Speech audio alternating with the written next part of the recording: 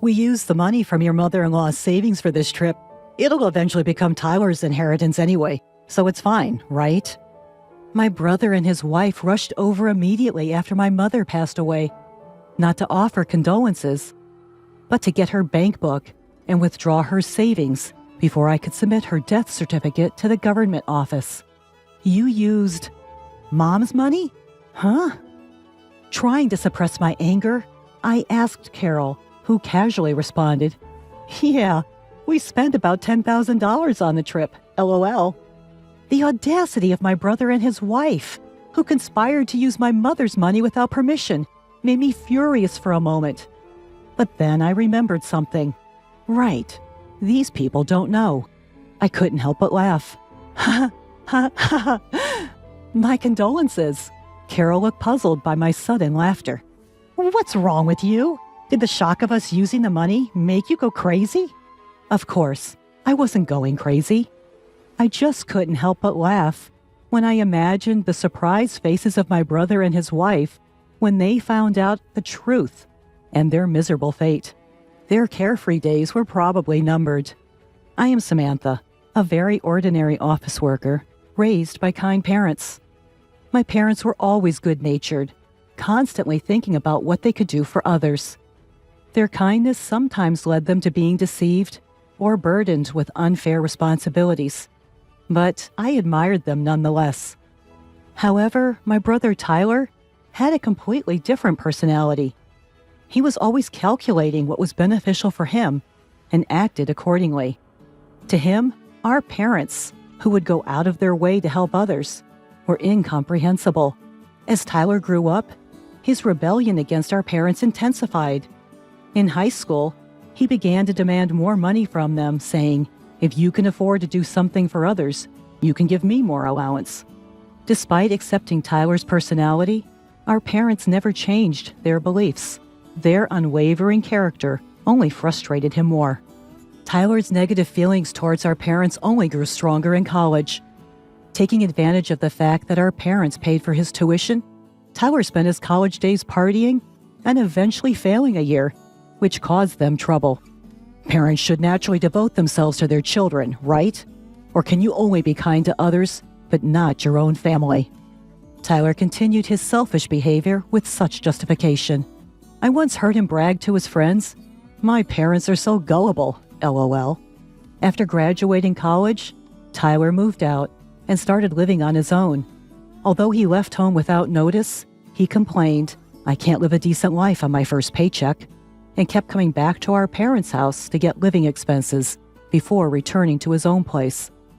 Our parents worried about him and kept giving him money as requested.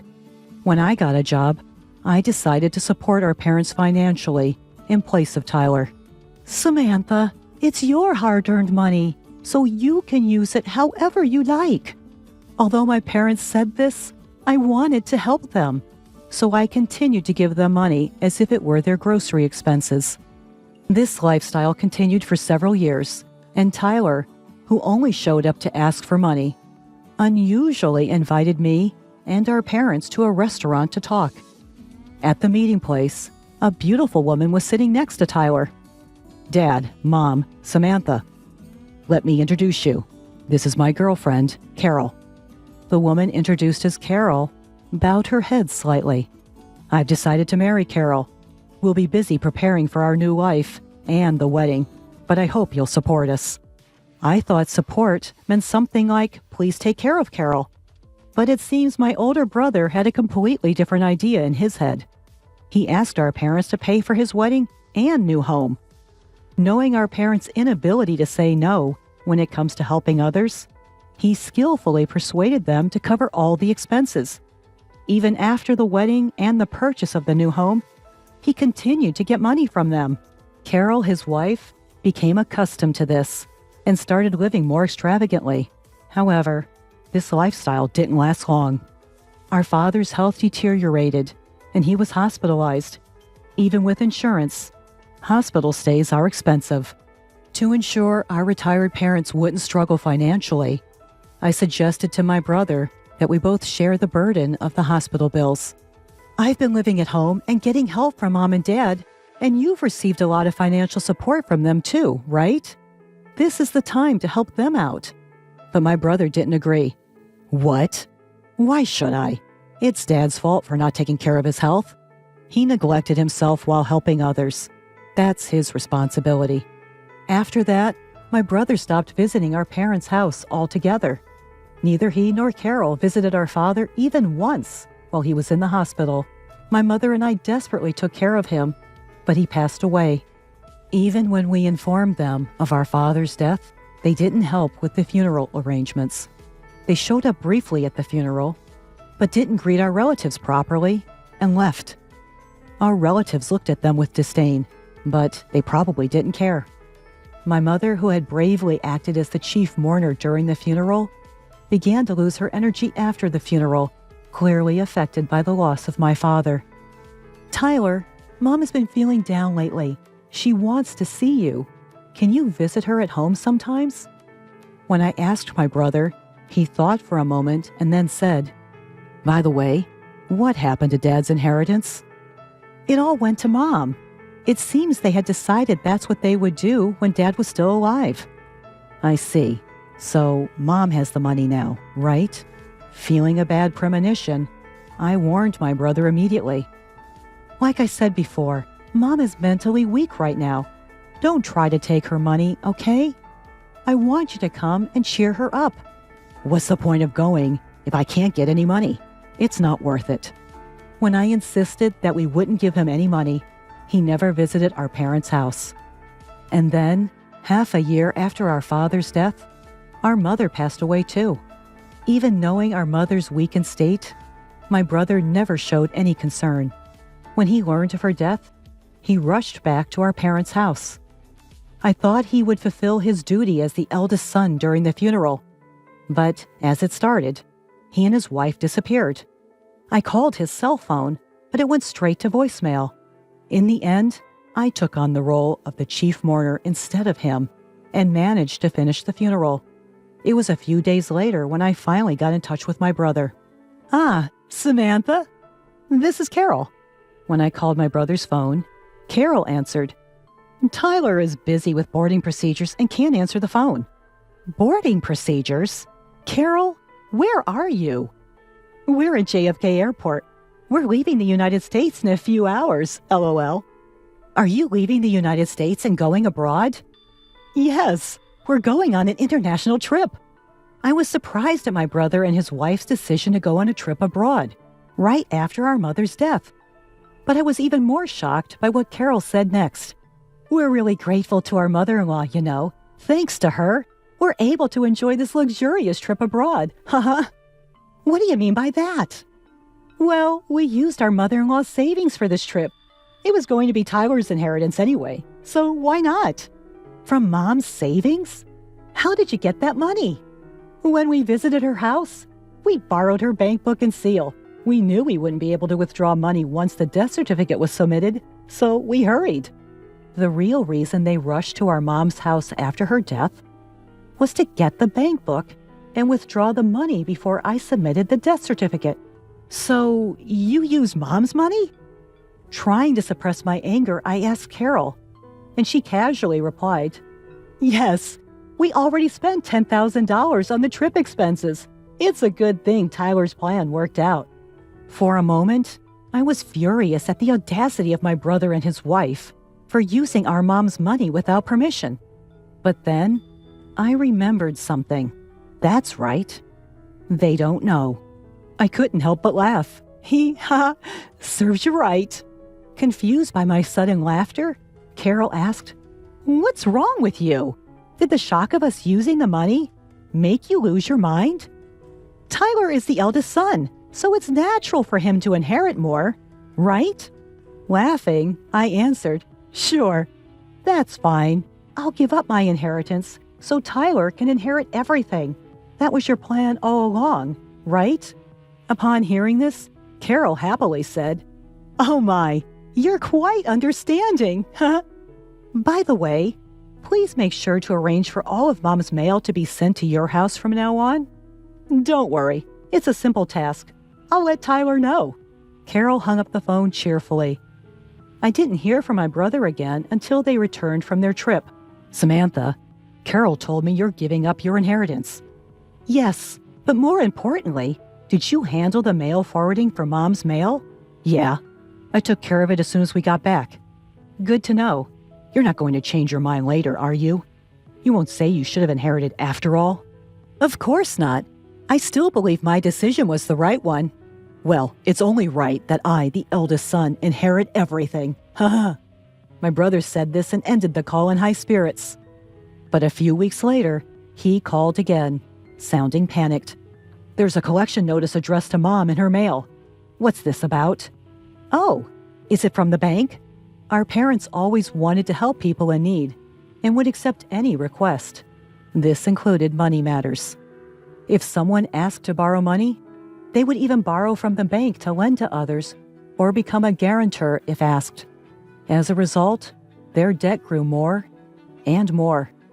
The amount of debt was far greater than the savings, so inheriting would clearly put them in the red. Did you know about this? My brother raised his voice. You knew Mom had debt, right? Why didn't you say anything? There was no point. What? You're saying it's meaningless? You knew about the debt, so you gave up your inheritance, right? If I had known, I would have given it up too. That's impossible. Why the hell is it impossible? Tyler, you took money from Mom's bank account to go on vacation, didn't you? So what? What does that have to do with giving up the inheritance? It's a big deal. What you did is considered a simple acceptance of the inheritance. Simple? What does that mean? Explain it so I can understand. I explained to my brother that by withdrawing money from our deceased family member's account for his own use before the inheritance process, it was seen as a simple acceptance of the inheritance. I've never heard of such a thing. Of course not, huh? Not many people would even consider using a deceased family member's savings for their own selfish desires, so it doesn't come up in conversation. You're just making stuff up because you want the inheritance for yourself. I have a lawyer friend, you know. They'll find out if you're lying. My brother hung up the phone and apparently told his lawyer friend what I had said. He called back later, but his previous bravado was gone. Samantha, you were right. I can't give up the inheritance now, it seems. It appeared the lawyer had given him the same answer I did. Finally, my brother realized he had inherited the debt. He had always begged our parents for money, never knowing they were accumulating debt behind the scenes. It wouldn't be an exaggeration to say it was his own fault for contributing to the debt. Still, my brother desperately tried to find a way to avoid paying it back. He and his wife, Carol, probably didn't have much savings since they spent their earnings freely. It was clear they didn't have the means to pay back the debt. My brother tried to sweet-talk me. Hey, Samantha, our parents are gone, and it's just us siblings now, right? Isn't this the time to join forces? Join forces? What do you mean? I think we should work together to pay back our parents' debt. Now's the time to show our filial piety. So forget about the inheritance and help me pay back half the debt.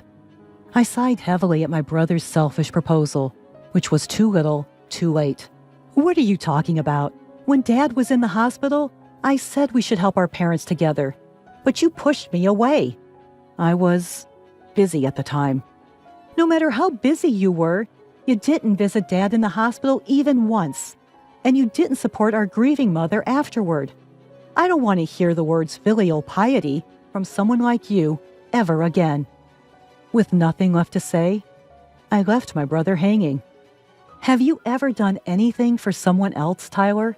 I know you took advantage of our kind parents, but there's no one who will help someone who can't do anything for others, even if they're family. But if you don't help me, Carol and I can't pay back the debt by ourselves. Are you going to abandon your brother? We're family. When Dad was in the hospital, you abandoned him, saying it was his own fault for not managing his health. This time, using Mom's savings is your own fault. I regret that, okay? I've changed. Have you? I still think you're just desperate to reduce your own debt. And even if you've changed, the person you should apologize to is no longer in this world. It's too late. I cut off my brother and hung up the phone. I had no intention of helping him after all the trouble he had caused our parents throughout the years. Afterwards, burdened with debt and unable to live the carefree life they once had, Tyler and Carol's relationship quickly turned sour. However, living separately would only cost more money. Unable to afford even the moving expenses, Tyler and Carol had no choice but to continue their married life together, bickering all the while. At first, they tried to save money and pay off the debt little by little from their salaries, but it didn't last long. Neither Tyler nor Carol could forget their luxurious lifestyle, and they would secretly spend money behind each other's backs, causing their debt to never decrease. As a result, they blamed each other for their inability to reduce the debt, further damaging their relationship. Their marriage continued to crumble in this vicious cycle. On the other hand, I finally found the time to properly mourn our parents. I remembered how, during our parents' funeral, countless attendees tearfully expressed their gratitude for the help our parents had provided them when they were in need. Realizing how many people our parents had helped made me feel even more proud of them. It was ironic that my brother, who had never shown any gratitude and had always caused trouble for our parents, ended up shouldering the debt that resulted from their acts of kindness. Even though they were drowning in debt, I still admired our parents for never giving up on helping others. With these thoughts in mind, I continued to pay my respects to our parents at the family altar every day.